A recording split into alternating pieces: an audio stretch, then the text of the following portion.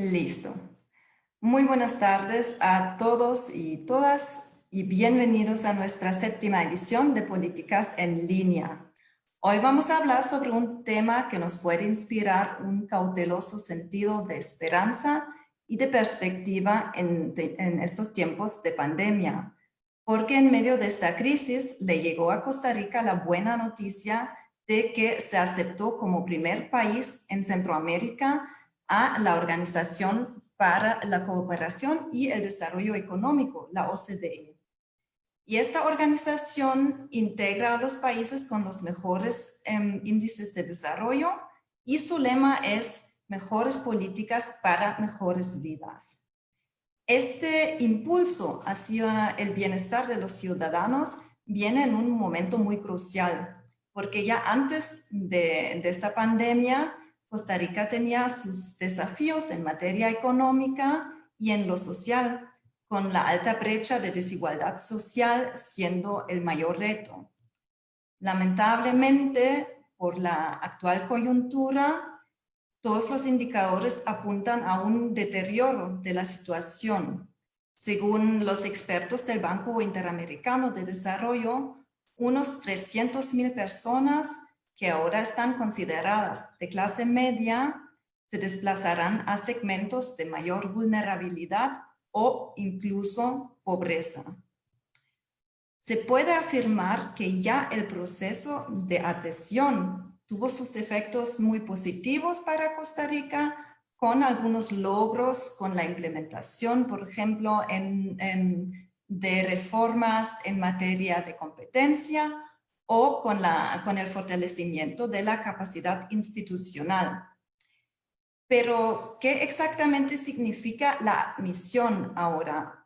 ¿Cómo esto puede beneficiar a Costa Rica en el corto plazo en medio de esta crisis económica y social? ¿Puede la OCDE tal vez fungir como un agente impulsor de buenas políticas y procesos de desarrollo?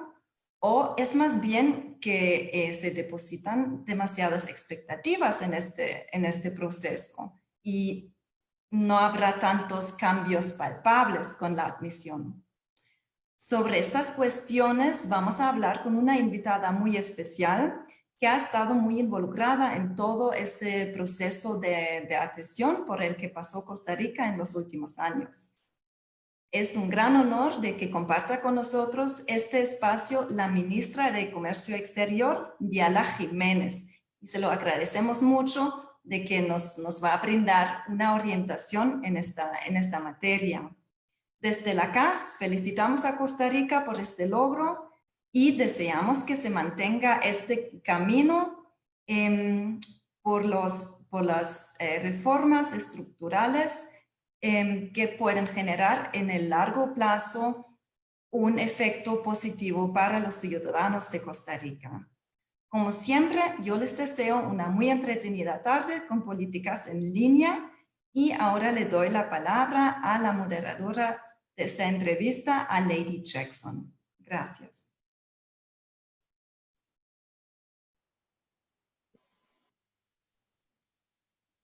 Muchas gracias a doña Evelyn Geiser, representante de la Fundación Konrad Adenauer en Costa Rica, y tal y como ella estaba indicando en esta introducción, hoy vamos a estar conversando con la ministra de Comercio Exterior, la señora Diala Jiménez Figueres, sobre el ingreso de Costa Rica a la OCDE. En breves minutos se va a estar conectando la ministra. Nos solicito una disculpa porque se va a conectar un poquito más tarde, pero en breves minutos va a estar con nosotros. De momento les voy a explicar la dinámica de esta entrevista en esta edición de Políticas en Línea, este programa que hemos venido realizando tras varias semanas y hablando con ustedes un poco de los impactos que ha tenido la pandemia del COVID-19 en Costa Rica en ámbitos políticos, sociales y económicos. Y en esta ocasión vamos a hablar sobre este tema del ingreso de Costa Rica a la OCDE, cuáles son como los riesgos, las ventajas, qué vamos a aprender, cómo es el proceso de adhesión, qué le falta a Costa Rica para estar formalmente en la OCDE. Ha sido todo un camino y precisamente son esos puntos los que vamos a estar conversando con la ministra de Comercio Exterior. Y mientras esperamos que ella se conecte, voy a comentarles un poco sobre el camino que tuvo que realizar nuestro país, porque fueron varios años para lograr este proceso finalmente ya en este 2020.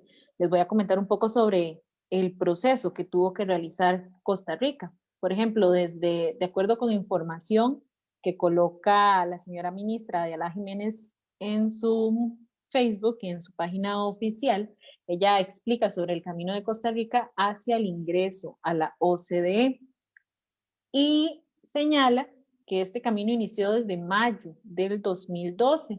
En mayo del 2012, Costa Rica expresó formalmente su interés de adherirse a la OCDE, muchos recordarán ese momento, y a partir de ahí viene una serie de eventos importantes que el país tiene que cumplir, como una serie de requisitos y lineamientos, un plan de acción para que finalmente se llegue a esta etapa de adhesión. En mayo del 2013, la OCDE acordó trabajar con el país para preparar su futuro proceso de adhesión. Vemos cómo en el 2012 tuvimos que pasar un proceso y ya luego 2013. Y propiamente en el lapso de 2013 a 2015, Costa Rica trabajó en un plan de acción con la OCDE. Este plan de acción lo que supone son como una serie de instrumentos para ver la materia del país y ver de qué forma se viene preparando para ingresar a esta organización. Y menciona acá la publicación que Costa Rica entonces trabaja en esta serie de instrumentos y comités. Actualmente, cuando se realizó el anuncio el pasado 15 de mayo, Costa Rica fue aprobada por 22 comités. Y bueno, son esta serie de instrumentos que se señalan en este camino de Costa Rica hacia el ingreso a la OCDE. Ya tenemos con nosotros a la señora ministra Diala Jiménez, ministra de Comercio Exterior, a quien le damos la cordial bienvenida a Políticas en Línea de la Fundación Konrad Adenauer. Bienvenida, señora ministra. Muchas gracias, Lady, doña Evelyn, y todos los que están siguiendo este programa. Discúlpenme el retraso, creo que avisó mi asistente, ¿verdad? Que iba a retrasarme, lo siento mucho, pero aquí estoy con mucho gusto. Muchísimas gracias, doña Diala, y no se preocupe, ya estábamos como avanzando un poquito y explicando cuál ha sido el camino de Costa Rica para el ingreso efectivamente a la OCDE. Explicábamos que desde el 2012 se viene trabajando en todo este proceso y ya 2020 pues vemos los frutos de todo ese trabajo que se ha gestado en prácticamente tres gobiernos, ¿verdad? 3 administraciones. Vemos como esa unión que se ha realizado. Les vamos a recordar a las personas que la transmisión está en nuestro Facebook, Fundación Konrad Adenauer, y que pueden realizar sus consultas y comentarios para luego trasladárselos a la ministra y sin más preámbulo iniciar esta entrevista. Señora ministra, en forma concreta, quizás explicar desde lo más básico, qué es la OCDE, quiénes la conforman, cuál es como esa misión y el rol específico. Claro que sí, la Organización para la Cooperación y el Desarrollo Económicos es una organización que fue una especie de puente entre Estados Unidos y la Europa de la posguerra y se fundó en 1961 cuando ya entró en vigor la convención, y su misión es promover las políticas que mejoren el bienestar económico y social de las personas, no solo las personas de los Estados miembros, sino en general las personas en el mundo. Recordemos que en la Europa de posguerra se elaboró un plan Marshall, llamado Plan Marshall, para la reconstrucción y el fortalecimiento de la institucionalidad e incluso la infraestructura y de la Europa que llegó en crisis. Y ese puente se ha ampliado. Hoy agrupa 37 miembros plenos, incluyendo Canadá, Australia, Nueva Zelanda, Israel también, Japón, Corea del Sur, y en Latinoamérica, Chile, Colombia y México. Y muy pronto, ojalá, nosotros. Esa organización no es un fondo multilateral, no es una entidad prestamista, no es tampoco un acuerdo de libre comercio. Las obligaciones más bien son seguir colaborando y trabajando en el seno de los diferentes comités como un foro para compartir experiencias, para buscar soluciones a problemas comunes, pero también es una especie de think tank donde se producen indicadores sociales, económicos, más recientemente ambientales, que son muy importantes, y sirven de herramientas, de nuevo, no solo a sus miembros, sino al mundo, para tomar decisiones por parte de los gobiernos de manera pues fundamentada en evidencia, en data, y además establece estándares internacionales. También la organización es, por ejemplo, la creadora del convenio, la Convención Internacional de la Lucha contra el Soborno Transnacional, que es algo que le importa mucho a la organización, y estándares y normas que comparte con otras entidades en materia tributaria, por ejemplo. La evasión internacional también es un tema que le preocupa, pero es, como ustedes pueden verlo, es una organización muy técnica en su naturaleza. Y para ir cerrando esta pregunta, Lady, los valores fundamentales en que reposa la organización y sus miembros es el respeto a la democracia y al Estado de Derecho, la protección a los derechos humanos y la promoción de economías de mercado abiertas, transparentes, con rendición de cuentas, competitivas, bien reguladas, y por último, un desarrollo sostenible e inclusivo, obviamente con el eje medioambiental muy importante entre las temáticas que siempre se van abordando. Decía el presidente, doña Diala, que en un ejemplo que él mencionaba, que en una lista de 200 países, digamos que nosotros formamos parte de esos 38 que tienen como mejor nota, que están como haciendo mejores prácticas, entonces es como una forma también fácil de explicarlo para que la población entienda un poco este tema. Sí, yo lo comparaba en esa cadena nacional, efectivamente. Yo lo comparaba con una escuela, como si una escuela tuviera 200 alumnos que representa el mundo, y es como si escogieran a los 38 alumnos en la materia de gobierno que hacen la mejor tarea, que entre ellos en esa clase que se llama Mejor Gobierno y Mejores Prácticas, esos 38 alumnos comparten notas, comparten debates, y también con el profesor o la profesora van aprendiendo de cuáles son las mejores prácticas, cómo, por ejemplo, la tecnología y la nueva economía van transformando la dinámica económica, porque claro, para mantener un equilibrio y un desarrollo sostenible y una prosperidad plena, ojalá, eso es difícil llegar a ello, ¿verdad? Las cosas tienen que ir cambiando conforme cambian las dinámicas económicas, sociales, ambientales, ¿verdad?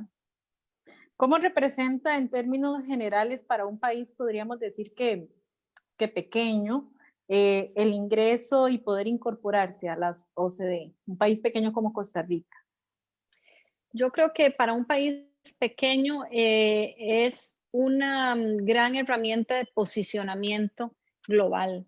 Es estar sentado ahí con los grandes, no necesariamente en tamaño ni en riqueza, pero en los grandes interlocutores que están debatiendo sobre las decisiones del rumbo en que el mundo debe ir apuntando, ¿verdad? El G20 es un grupo fundamental y la OCDE funge como una especie de secretaría, y estar ahí sentado en esa silla, en esos foros, intercambiando, porque de nuevo aquí no es que Costa Rica solo gana, sino que también aporta. La OCDE misma ve en los países cuáles de ellos son aptos, ¿verdad? En esa escuela de los 200, pues la directora de la escuela es la que escoge a esos 38 alumnos por algo que ve en ellos, sin que los 38 sean iguales, ¿verdad? Al contrario, son bien diversos.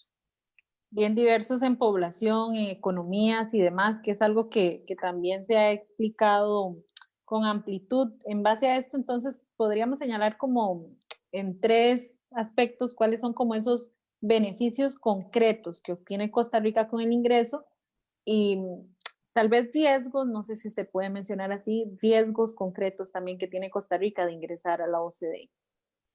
Claro, y además, perdón, un temita adicional es, y que es muy cercano, es que ingresar a la OCDE no solo le permite al país pequeño estar en un foro de los grandes, entre comillas, sino también le pone una especie de sello de calidad o de ISO a nuestro país en términos de normativa y de estabilidad para la atracción de inversión extranjera, ¿verdad?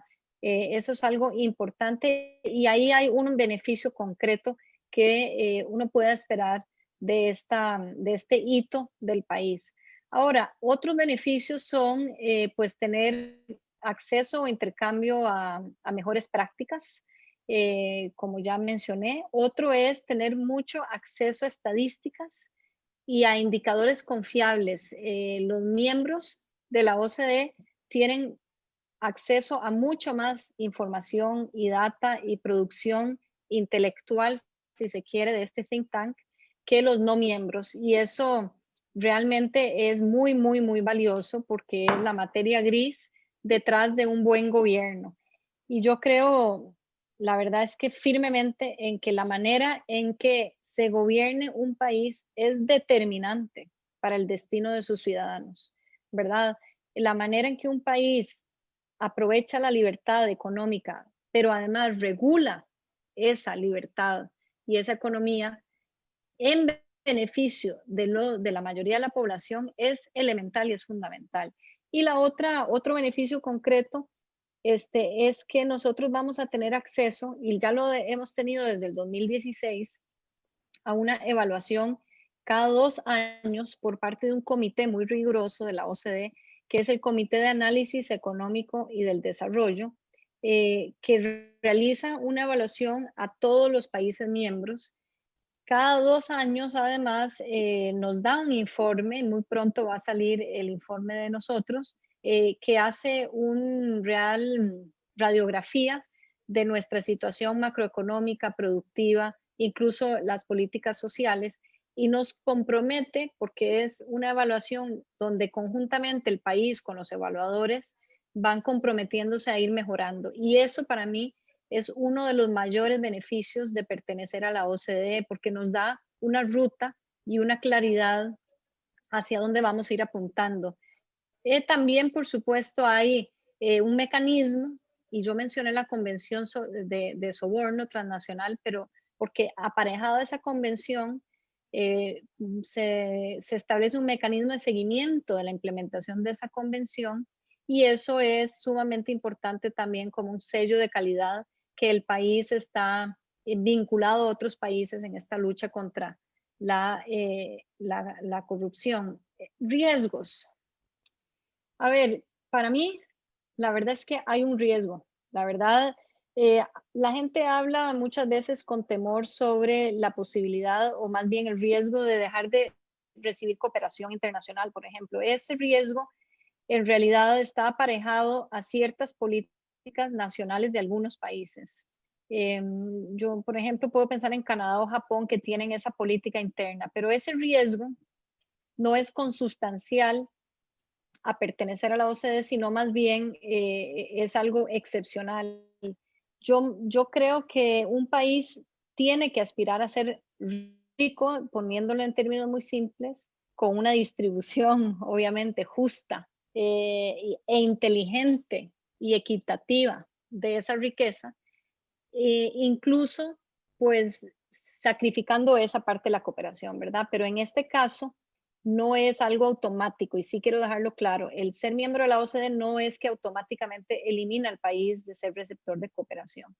El riesgo real que yo veo, y no es un riesgo asociado a ser miembro de la OCDE, sino más bien, y por eso este foro es tan importante y agradezco mucho que me hayan invitado, es que la ciudadanía pueda, no, digamos, se le olvide que puede y tiene derecho a exigir al país a realmente llegar a ser la mejor versión de nosotros mismos, como dijo doña Laura Chinchilla cuando lanzó este proceso y lo repitió el presidente Carlos Alvarado también, porque realmente de eso se trata. Y me parece que don Luis Guillermo también, no estoy segura, pero esa es como la línea nacional, ¿verdad? Porque nosotros tenemos que tener claridad de que esto es una gran oportunidad. Es como cuando las personas hacen un gran sacrificio, se meten a un gimnasio último modelo, última moda, donde las máquinas son absolutamente fabulosas, los instructores y las instructoras son fantásticas y te dan también una guía nutricional. Bueno, si usted no va al gimnasio o si usted no sigue la guía y si usted no sigue el programa, de nada sirvió. Entonces, nosotros tenemos que tener mucha claridad, sentirnos muy orgullosos, pero también como ciudadanos demandar que nuestros gobiernos en el futuro, ¿verdad? Que nuestros gobiernos locales, incluso que todos empecemos a usar esos estándares y aprovechar esa herramienta tan valiosa que muy pocos países en el mundo tienen el lujo de contar con ella, ¿verdad? Y claro que este tema de los riesgos y de la cooperación internacional se hablaba porque Costa Rica ya no sería como un país de renta media, pero eso ya es desde hace varios años, según usted también explicaba en otras entrevistas, doña Diala. Exacto, nosotros más bien somos de renta media, ya no somos de renta baja, ¿se acuerdan? Yo cuando crecí éramos un país pobre, un país de renta media es algo reciente y más bien eso, enhorabuena, ¿verdad? Siempre recuerdo una frase de don Pepe que decía, no vamos a competir con jornales bajos. Nosotros tenemos que aspirar a ser un país de renta alta, ojalá, ¿verdad? No hay nada de malo con eso, al contrario, ¿cuál familia no quiere tener mayores ingresos? Eso no es pecado. La familia que los tiene porque trabaja mucho, porque estudia, porque tiene trabajos que realmente dignifican a esa persona, que son gratificantes, a eso aspiramos todos, ¿verdad? Todo trabajo es digno. Lo que quiero decir es que nosotros aspiramos a convertirnos en un país de gran valor agregado donde todas las personas, todos los miembros de esta familia estemos cubiertos por la seguridad social, cubiertos por esa sombrilla del Estado Social de Derecho que permite esa inclusión que hoy no la tenemos. 46% de la economía en informalidad, eso es inadmisible. 1 de cada 5 personas en Costa Rica es pobre y eso no es, eso realmente es una vergüenza para Costa Rica. Llevamos décadas con eso y la OCDE lo que debería permitirnos es salir de eso. Realmente tenemos que lograrlo. Tenemos que tener mucha disciplina para lograrlo, que es algo también que el presidente Alvarado nos recuerda a menudo, la disciplina, ¿verdad? Como lo vimos en el Mundial hace algunos años. Exacto, son temas que definitivamente no se pueden perder de vista. Acá, por ejemplo, en nuestra transmisión le agradecemos a las personas que ya han iniciado comentando y haciendo diferentes preguntas. Les recordamos que las vamos a estar contestando faltando 15 minutos, pero voy a tratar de enlazar las preguntas con lo que estamos conversando. Por ejemplo, Antonio Mora pregunta, ¿a qué plazo podemos ver resultados y beneficios de la incorporación de Costa Rica a la OCDE? Me imagino que la gente también quisiera escuchar, bueno, en octubre vemos tal cosa, en diciembre vemos tal cosa, pero esto no se maneja de esta forma. ¿Cómo se puede explicar este proceso de los tiempos? Bueno, vieras que nosotros ya estamos viendo frutos y no nos damos cuenta. Y tal vez como son a veces abstractos, porque para que se vayan concretando tiene que pasar algún tiempo, no sabemos. Número uno, ya, aunque suene feo, ya sabemos, gracias a las pruebas PISA, que es herramienta OCDE que empezamos a usar desde que empezamos este proceso, sabemos a dónde nos duele, nos chima el zapato en materia de educación y sabemos qué tenemos que hacer para mejorarlo. Eso es una gran cosa.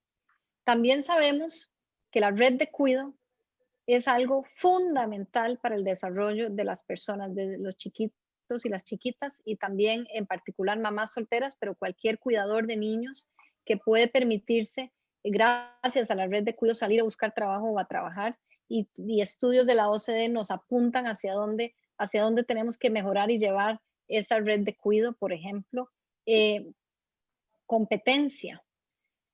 Sin un ente regulador de la competencia y de cómo los agentes económicos se comportan en un mercado, es muy difícil que el habitante, los habitantes, tengamos el mayor beneficio de ese mercado.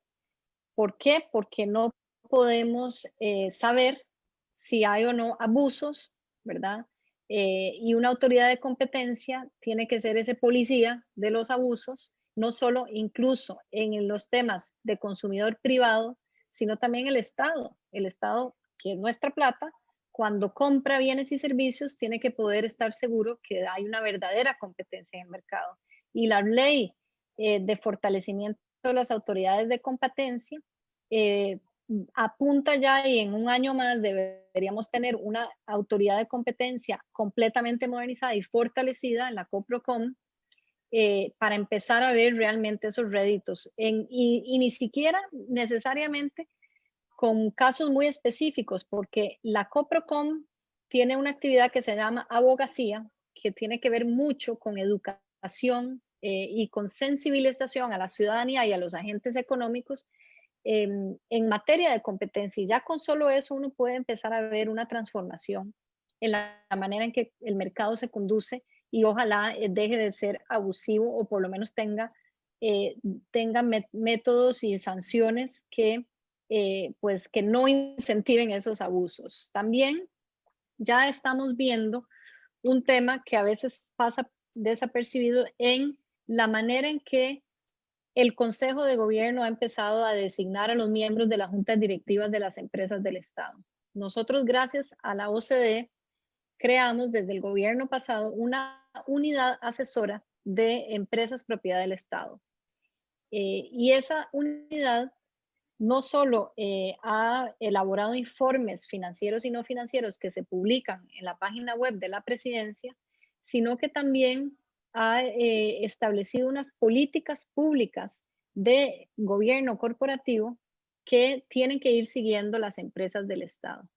Y, como dije yo, establece los parámetros y los concursos públicos que son herramientas que ahora estamos usando desde este gobierno para elegir y nombrar a los miembros de la junta directiva en esas empresas. Y eso debería ir llevándonos hacia unas empresas del Estado más eficientes, con recursos mejor utilizados, con más transparencia y rendición de cuentas. Y eso debería redundar en mejores servicios y menor gasto, digamos, menor desperdicio de eso. Esos son solo algunas de las cosas en que vayamos a ver ya mejorías. Otra es una ley que reformó la Junta Directiva del Incopesca. ¿Por qué? Porque la política pública la tiene que definir el gobierno, la tiene que definir el sector público. Es el único que tiene una panorámica y que está pensando en toda la ciudadanía. Un regulado no debe definir su propio destino por obvias razones. Y en Incopesca, que es un órgano interesante porque en los países de la OCDE en general, los Incopescas, digamos, están dentro de los ministerios de Agricultura o hay ministerios de pesca específicamente, pero en el Incopesca nuestro es sui generis. Y hay sectores privados que ya están acostumbrados a estar en esa junta directiva y enhorabuena. Entonces lo que hicimos fue agregar ministros o representación de ministerios en esa junta directiva para que la mayoría fuera del sector público y pudiéramos tener esos votos necesarios para definir las políticas públicas. Y eso está operativo desde hace ya algunos meses. Yo soy miembro ahora de la junta directiva y mi viceministro. Y yo creo que está redundando incluso en el fortalecimiento de las mismas organizaciones de pescadores y les estamos apoyando muchísimo más con políticas públicas de mediano y largo plazo, ¿verdad? Vemos que son como varios puntos, varios temas, y eso también me lanza la siguiente pregunta con lo que usted está mencionando. Entonces, además de lo que ya usted mencionó, ¿qué otras reformas implementó Costa Rica de cara al proceso de adhesión? Porque no es solo que se le incorporó y listo, sino que fue como todo un proceso de leyes también aprobadas en la Asamblea Legislativa para que se efectuara este proceso. Entonces, quizás, como dice usted, son como puntos muy abstractos que la población no ha logrado ver, pero quizás si los recalcamos, entendemos un poquito como esas reformas que ha tomado el país. Sí, bueno, esa reforma que mencioné del fortalecimiento de la autoridad de competencia es una reforma legislativa Han sido 14 leyes en la comisión especial que se creó específicamente y en este gobierno o en esta legislatura se creó para ver temas de proyectos de ley de la agenda OCDE. Allí estuvieron 14 leyes vinculadas al proceso, tramitadas y aprobadas. También la ley de fortalecimiento de finanzas públicas es parte de la agenda OCDE y, por ejemplo, la ley de empleo público es parte de la agenda post-accesión o adhesión, que son tareas pendientes que nos quedan. Y hay otras reformas como, por ejemplo, el fortalecimiento del Sistema Nacional de Estadísticas. Fue una ley importante que le dotó al INEC más recursos, pero además herramientas por ley para tener acceso a información de diferentes órganos con el debido, obviamente, cuidado de la información y la protección de los datos. Esa es otra de las reformas legislativas. También unas 5 leyes que fortalecieron y modernizaron el sistema financiero nacional con una mejor supervisión de las entidades financieras y los grupos financieros, no solo los que están en el territorio, sino los que están fuera de nuestro territorio. También el permiso, entre comillas, de la nueva ley de mercado, o la reforma a la ley de mercado de valores para, por ejemplo, transar en derivados y otras formas de inversión para abrir nuestro país a más flujos de inversión. También el Fondo de Seguro de Depósitos, ¿verdad? Que se creó para proteger al 96% de los ahorrantes de nuestro país y tener un esquema de resolución bancaria. Si un banco quiebra, ya sabemos cómo tiene que proceder la institucionalidad para que haya seguridad jurídica, para que haya certeza y además tiene que devolverle a cada ahorrante un mínimo o un máximo, perdón, de 6 millones de colones para que esa persona tenga por lo menos seguridad y certeza que algo va a tener, ¿verdad? Es una garantía. Vemos que son aspectos también a veces como que muy técnicos y que la población siente como que muy lejano y por eso tenemos como preguntas muy específicas. Por ejemplo, Roland Becker pregunta, muy bien, ¿qué hace la OCDE en materia de corrupción? Bueno, hace una cosa muy importante y en general así eso me permite la oportunidad de explicar cómo funciona. Pero en materia de corrupción entendida como sobornos, ¿verdad? Como el que una empresa privada o una empresa le pague un soborno a un funcionario público. Normalmente las legislaciones, digamos, desactualizadas, tienen sanciones para esos funcionarios públicos. Lo que hizo la OCDE, después de analizar muy bien los flujos y los incentivos y los, digamos, los disparadores de esos sobornos, es que se dio cuenta que necesitaba también sancionar a las empresas, no solo a los funcionarios. Y entonces elaboró, tras muchas consultas, una convención de lucha contra el soborno. Y esta convención lo que hace es, primero, ya eso es un gran aporte de la misma organización, ¿verdad? Esta convención ya tiene, si no me equivoco, 44 países miembros de esa convención.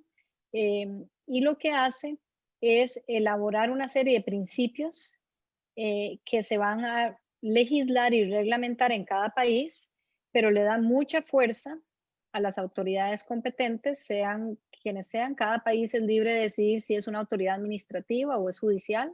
Nosotros nos fuimos por la vía judicial porque ya había cierta institucionalidad y tenemos una fiscalía fuerte. Incluso hay países que es administrativo, cada país es libre en ese sentido y establece sanciones muy fuertes, disuasorias, y establece además que las empresas van a tener responsabilidad penal.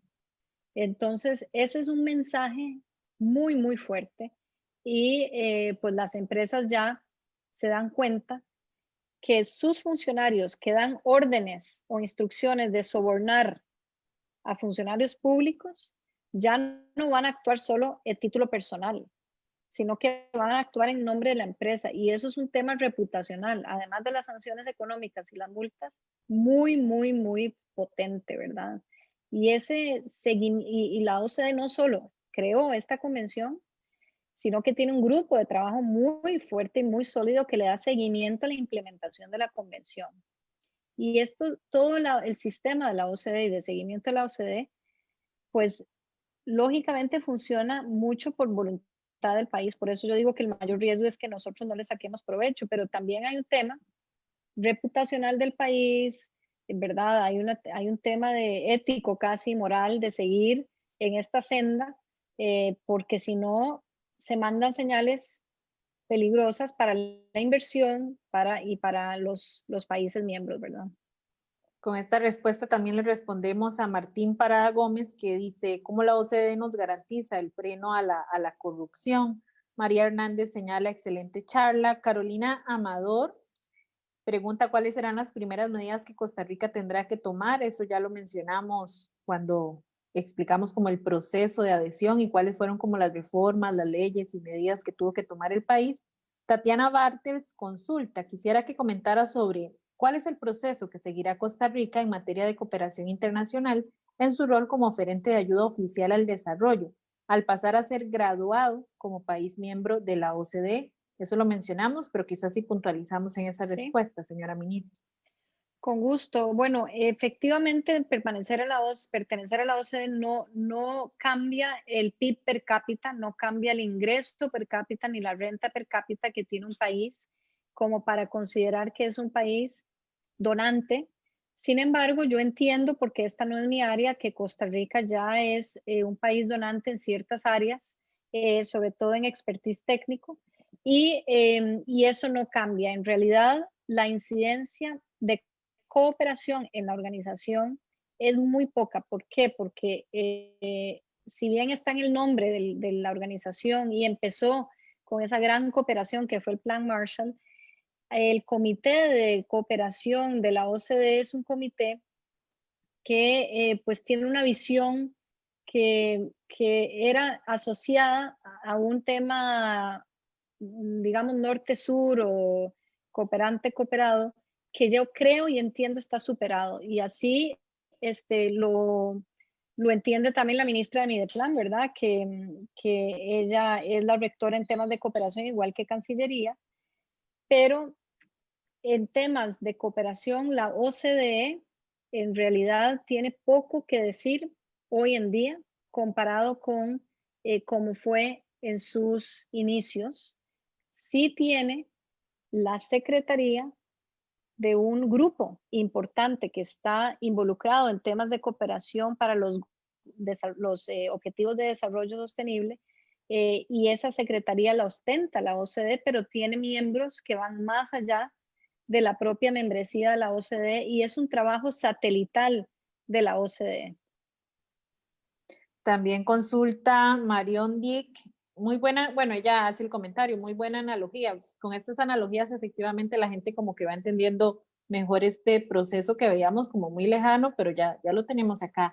También consulta Mau Murillo, esto también ya lo mencionamos, cómo se manejan los regímenes de empleo público en los países de la OCDE. También lo mencionamos al principio, la reforma que tuvo que hacer Costa Rica en el tema laboral.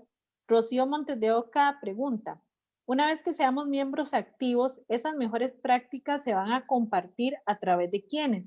¿Cómo el sector privado va a tener acceso? Creo que esta pregunta del sector privado también es interesante.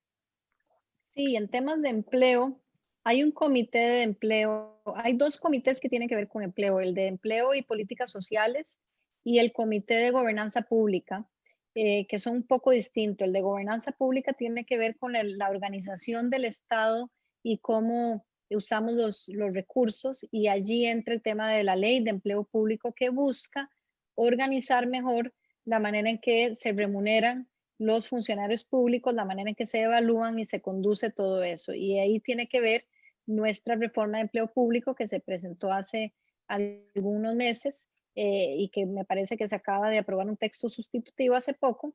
Y ese es un tema importante donde la OCDE, como en todas las áreas, lo que hace es establecer lineamientos y mejores prácticas, y los países van recogiéndolos y adaptándolos a sus realidades. Lo que dice la OCDE es importante evaluar, es importante remunerar de una manera justa, de una manera ojalá global para que haya transparencia en la manera en que se remunera, para que haya una expectativa del funcionario y de además los ciudadanos que pagamos impuestos de cómo se va a usar ese recurso. Y en temas laborales, digamos del sector privado, hay un gran desafío que nosotros enfrentamos y es que nosotros teníamos, yo no recuerdo si eran 111 salarios mínimos, dependiendo las categorías, y ahora lo hemos reducido a 11.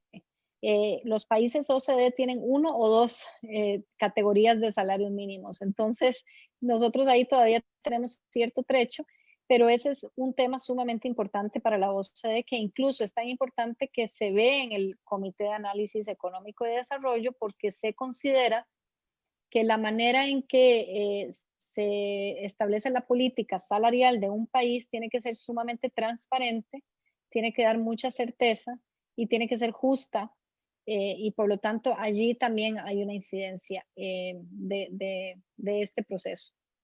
Tenemos ya bastantes preguntas. Recordemos que estamos conversando con la señora ministra Diala Jiménez, ministra de Comercio Exterior, sobre el ingreso de Costa Rica a la OCDE, y vemos que pues la población sí está bastante interesada en este tema. Tenemos bastantes preguntas y vamos a intentar abarcarlas todas.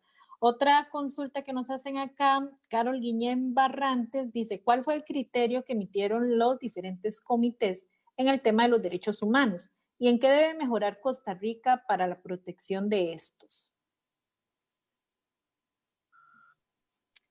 Derechos humanos no es un tema que toque OCDE. Yo le voy a decir que hay varios temas donde la acción de la OCDE o la actividad de la OCDE es mínima o es tangencial. Si bien es un principio, y eso es lo que mencionaba al principio, y lamento si se prestó confusión, que los países OCDE son respetuosos de los derechos humanos y hay algunas áreas donde se tocan algunos temas.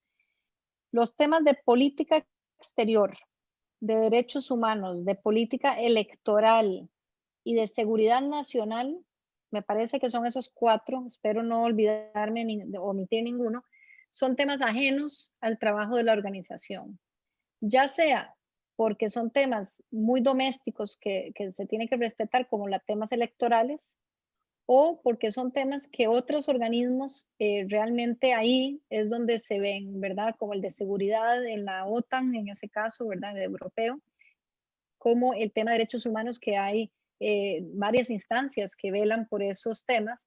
Sin embargo, dicho eso, sí es muy importante para las políticas de inclusión que se respeten los derechos humanos y por eso no quiero tampoco desligarlo y desmeritarlo.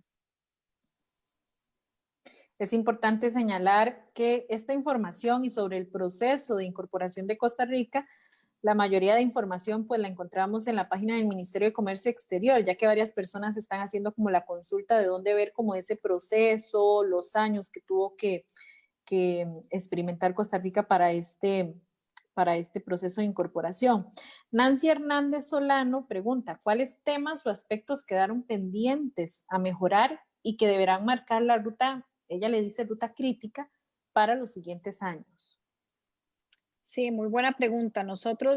Y muchas gracias por decirle, y de que todo está en el sitio web. Aquí estoy poniendo en el chat, no sé si en Facebook Live se ve, pero, Sí. pero ese es el link para que ustedes puedan ver toda la información. Gracias por recordar eso. Muchos de los documentos que no son en español originalmente los traducimos nosotros también en COMEX. Los temas pendientes son varios. Uno muy relacionado con el ordenamiento del Estado, con lo del empleo público. Otros que tienen que ver con materia ambiental y materia de gestión de residuos, por ejemplo. Es muy importante. Y otro que tiene que ver también con cohecho, con la misma convención de cohecho. Tenemos algunos temas pendientes. Esa ruta específica de cada materia se elabora conjuntamente con los ministerios o las entidades rectoras a cargo. Tenemos otros temas como por ejemplo la ley de protección al consumidor financiero, que es muy importante que se siga promoviendo e impulsando para terminar toda la normativa del sistema financiero y tener ese cuadro completo. Y además recordarles que meterse en esta senda es meterse en una senda reformista permanente, ¿verdad? Entonces van a ir surgiendo también nuevas pues, obligaciones o recomendaciones. También señala Guaysán Jin, doña Diala, importante sacar a la Dirección General de Servicio Civil de las Cavernas e impulsar una escuela gerencial de alto nivel. Ahí empieza, al parecer de ella, la lucha anticorrupción. Antonio Mora, sí. Gracias a la ministra por contestar. También tenemos otro comentario acá. Martín Prada Gómez, me interesa que la ministra se refiera al tema de competencias, dadas las múltiples estructuras imperfectas de mercado, señala él, que tiene Costa Rica. ¿Cómo le podríamos explicar eso? Sí, primero en relación con el servicio civil, la ley de empleo público es sumamente importante en esa dirección. Y para el tema de corrupción, yo quisiera agregar que la digitalización de muchos de los trámites y de mucha actividad del Estado, incluyendo, por ejemplo, el SICOP, debería también ir tendiendo a minimizar los espacios y los márgenes para corrupción, ¿verdad? Así que son temas también propios que nosotros tenemos que afrontar con mucha valentía y confrontar también. En tema que me preguntaban, ¿cuál era el tema? Perdón, que me parece muy importante. Ok, el tema, acá hace la consulta, vamos a ver. Martín Prada, me interesa que la ministra se refiera al tema de competencias, dadas las múltiples estructuras imperfectas de mercado que tiene Costa Rica, señala él. Así es, sin duda. Yo creo que es muy importante, dadas las imperfecciones de la democracia, que yo creo que están asociadas a las imperfecciones de mercado, que la economía esté muy bien regulada.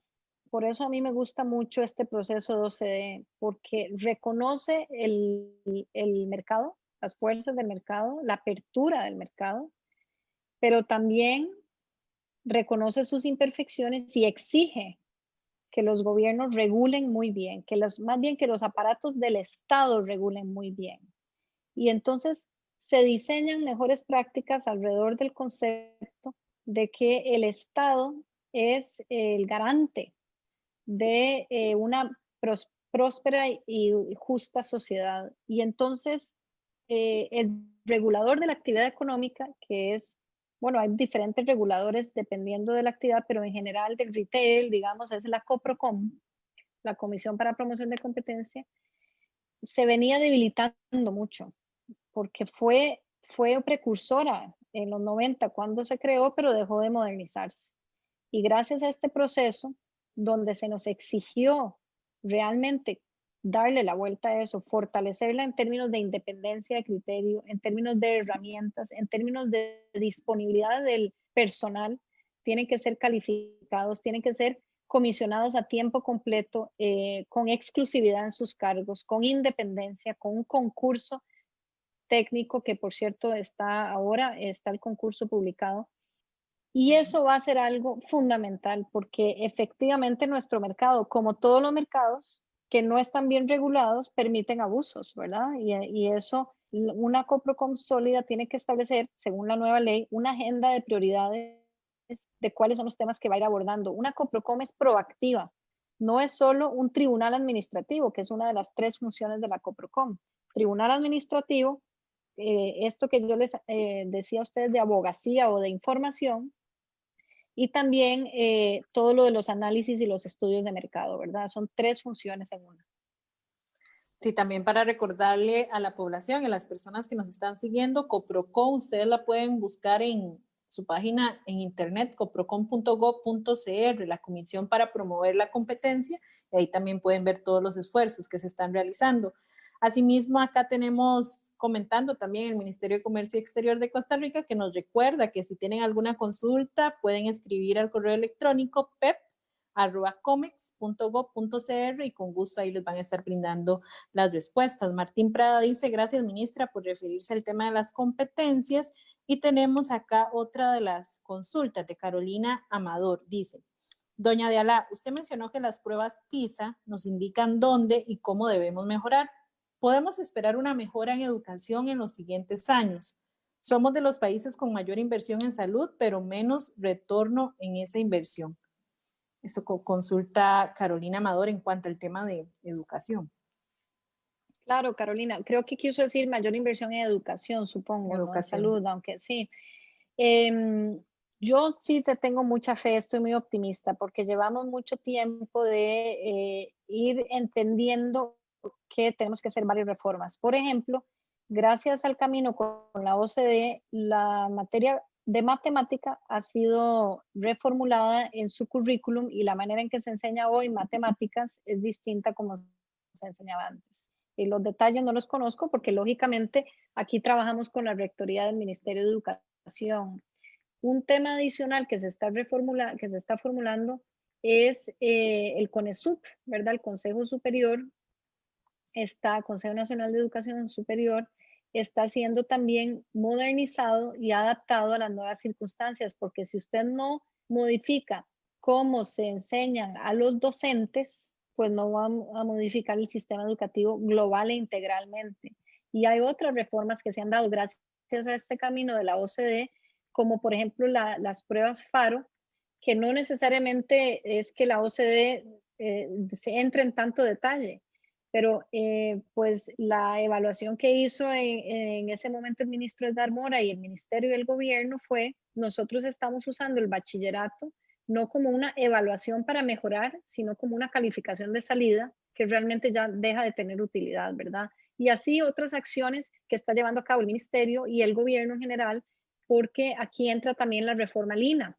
LINA es la educación técnica, y si nosotros logramos usar esos recursos que tiene Lina de una manera más eficiente, con una reforma que está planteada ante la Asamblea Legislativa, también vamos a ir cambiando la manera en que todos estamos siendo formados en este país.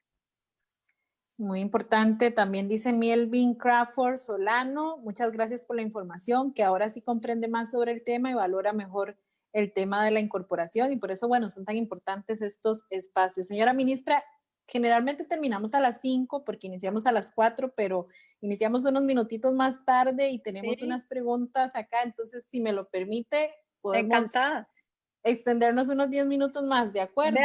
Sí, al contrario, esto para mí es una obligación informar y es un espacio maravilloso, al contrario, con mucho gusto. Otra de las consultas que tenemos entonces, en la actual coyuntura atravesada por este efecto de la pandemia del COVID-19, ¿cómo puede la presencia en OCDE ser capitalizada para contribuir al abordaje de sus efectos en los distintos ámbitos del país? Sí, eso es una pregunta excelente. La OCDE ya monitorea y publica todas las diferentes medidas e incluso recomendaciones que hay sobre la atención a la pandemia en el plano sanitario, en el plano económico, en el plano social. Tuvimos la oportunidad incluso, gracias a este proceso y a que somos ya eminentemente miembros, de organizar un taller para el gobierno, para ciertos miembros del gobierno, acerca de los pasos, no solo que hemos tomado hasta hoy, sino que debemos tomar en el futuro para una recuperación pronta, dada nuestra estrechez fiscal. Eso nos ayudó mucho para entender que vamos por buen camino, e incluso la OCDE nos usa de ejemplo en el bono proteger, o un programa que tenemos nosotros en Procomer y Comex, el programa Livio, nos ha usado como ejemplo, y eso nos da de nuevo una vitrina interesante ante la comunidad internacional y los potenciales inversionistas para que vengan y que vean en Costa Rica un país moderno, un país equilibrado, ¿verdad? Entre lo social, lo sanitario y lo económico. Y se visualiza a Costa Rica también de alguna forma como ser punta de lanza al resto de países del Istmo para explorar esa posible incorporación, tomando en cuenta que somos como el cuarto de Latinoamérica, el primero de Centroamérica. Sí, yo creo que Costa Rica se visualiza como punta de lanza en varias áreas, ¿verdad? En general, con la lucha contra el cambio climático, la desmilitarización o pacificación, y por lo tanto la absoluta convicción del uso del derecho internacional, ¿verdad? Para resolver controversias, también temas sanitarios y cómo nuestro Sistema Nacional de Salud ha sido tan efectivo. También en materia de investigación y desarrollo tenemos mucho campo por explorar y potencializar, y por lo tanto yo creo que otros países miembros de la OCDE nos ven con buenos ojos. En cuanto a la región y el istmo, yo entiendo que hay otros países que quieren seguir esta misma ruta, no necesariamente por nosotros, sino que ya venía una agenda. Entiendo que países como Perú, por ejemplo, Argentina, creo que Panamá también aspiran algún día también a seguir en este rumbo. Y porque es como todo este proceso, una vez ya la adhesión, pero ahora falta todo el proceso de firmar como de esta adhesión, que es como un proceso parecido al de una ley, ¿cierto? Sí, exacto, es un convenio internacional. Todo instrumento internacional para que entre en vigor en el país tiene que pasar por un proceso de aprobación a la Asamblea Legislativa y una consulta a la Sala Constitucional obligatoria, y posteriormente el Poder Ejecutivo sanciona esa ley, y para ya ser miembros formalmente de la OCDE tenemos que depositar esa ley, ese instrumento ante la Cancillería de Francia, que es el país sede de la OCDE. Espero que eso se culmine a finales de este año y ya para el bicentenario podamos celebrar ser país OCDE, país miembro OCDE. Entonces esos serían como los pasos pendientes que tenemos para como una formal adhesión, ¿cierto, ministra? Cierto, nosotros estamos trabajando en el proyecto de ley ya para presentarlo. Espero que en estas semanas, la próxima, ojalá, o la siguiente, podamos presentarlo a la Asamblea Legislativa. Viendo el ejemplo que teníamos al inicio de un estudiante, también nos hacen la consulta de Costa Rica como estudiante y pertenecer a este grupo de 38, digamos que mejores alumnos, alumnas. ¿Se puede eventualmente salirse de la OCDE? ¿Puede la organización decir, bueno, no está funcionando y excluirnos? ¿Eso puede pasar? Bueno, la misma convención no prevé esa posibilidad. Hay una posibilidad de denunciar la convención. Los países tienen derecho a salirse de las convenciones, hay un procedimiento, pero no se prevé una expulsión de la OCDE y no ha sucedido en el pasado. Por esa razón es que los procesos de incorporación son sumamente exigentes. Vean ustedes, usted lo mencionó al principio, duramos 8 años de trabajo técnico muy rígido, muy esforzado, más los unos 2, 3 años anteriores que hubo los primeros contactos, y por eso es que es un proceso realmente difícil, porque es un sello de confianza que da la organización a los países, ¿verdad? De los puntos que hemos mencionado, también nos señalan como de qué forma, una vez ya finalizado como este proceso de adhesión, de qué forma se van a priorizar los aspectos en los cuales va a trabajar Costa Rica. Es decir, como a qué le vamos a meter más contenido para empezar con este proceso de que ya somos miembros de la OCDE. Excelente pregunta. Mire, nosotros somos legalmente representantes del país ante la OCDE y además hemos sido los coordinadores del proceso, pero esto no significa que el ministerio sea quien determina los énfasis. Al contrario, se coordina todo con las diferentes entidades y hay una conducción política principal de presidencia, ¿verdad? Siempre. Y por lo tanto, esa priorización se tiene que hacer desde, yo diría en conjunto, incluso con la OCDE, desde los resultados de estos estudios que se hacen cada 2 años para ver en qué áreas debemos mejorar y trabajar más para llegar a sostener un nivel de desarrollo parejo, equilibrado.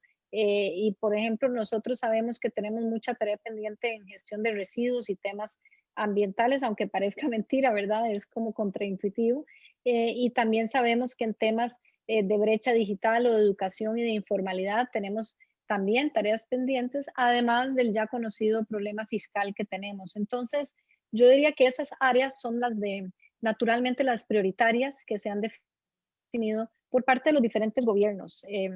La idea, ojalá, es tener una política de Estado que trascienda los gobiernos, pero esos énfasis los puede dar cada gobierno. Recordemos de nuevo, no todos los 38 alumnos o alumnas tienen que ser idénticos, esto no es un molde, y cada uno tiene sus gobiernos y sus políticas donde les pone el acento, ¿verdad? Y pues es un balance entre esas cosas. Para ir cerrando, Carolina Amador dice: muchas gracias, doña Dialá, por dedicar este tiempo a explicar las implicaciones de la integración a la OCDE. Da mucha esperanza para el futuro.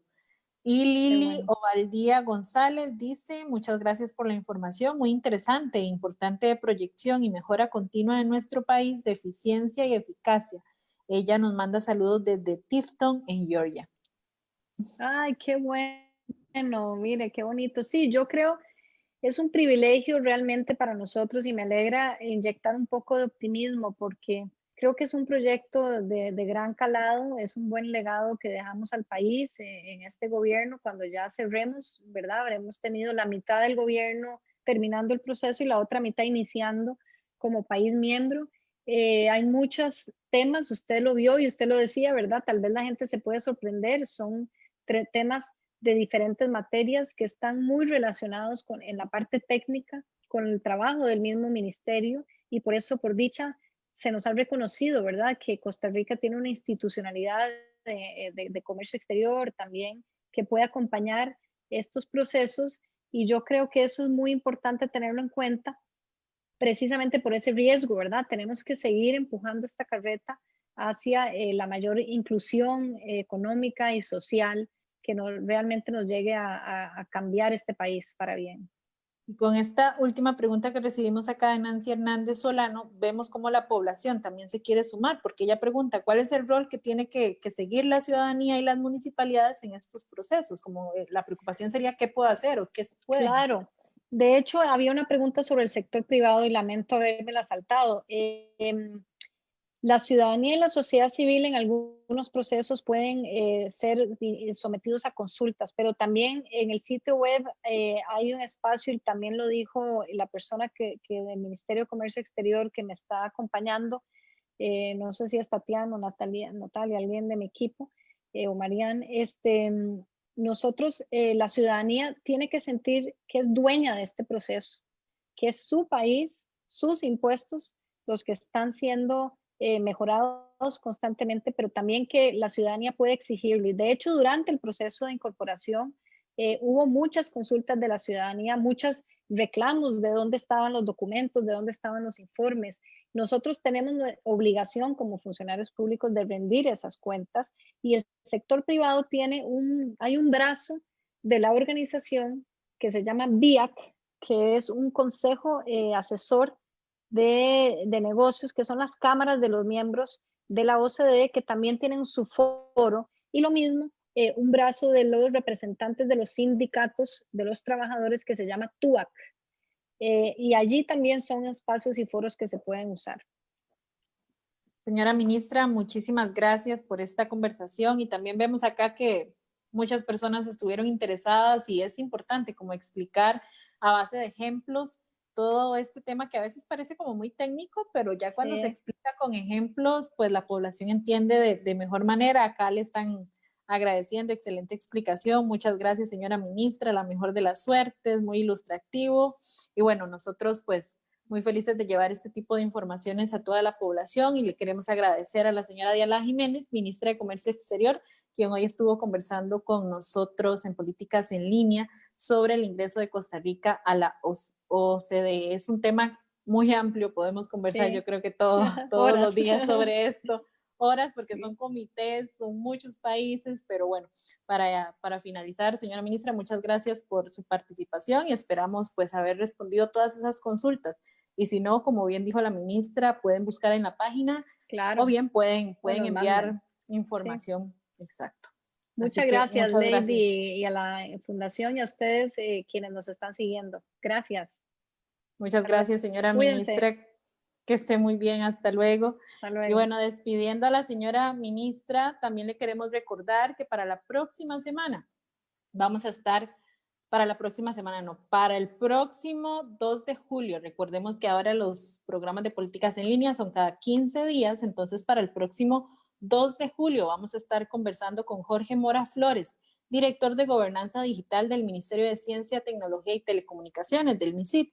Con él vamos a estar hablando sobre el tema de ciberseguridad en Costa Rica. El próximo jueves, 2 de julio, a las 4 de la tarde, vamos a estar conversando sobre este tema para que usted igual se conecte y prepare sus preguntas y comentarios y con mucho gusto vamos a estar abordando toda toda esta temática. Esperamos que este tema haya sido de su interés. Ya vemos que sí, con todas las preguntas y comentarios que recibimos. Les recordamos que vamos a estar habilitando esta transmisión en nuestro canal de YouTube, CAS Costa Rica, o bien la puede buscar acá, va a quedar disponible, Fundación Konrad Adenauer Costa Rica. Muchísimas gracias por su sintonía en este Facebook Live de Políticas en Línea y les esperamos para el próximo 2 de julio con nuestra próxima edición. Que tengan muy buena tarde. Hasta luego.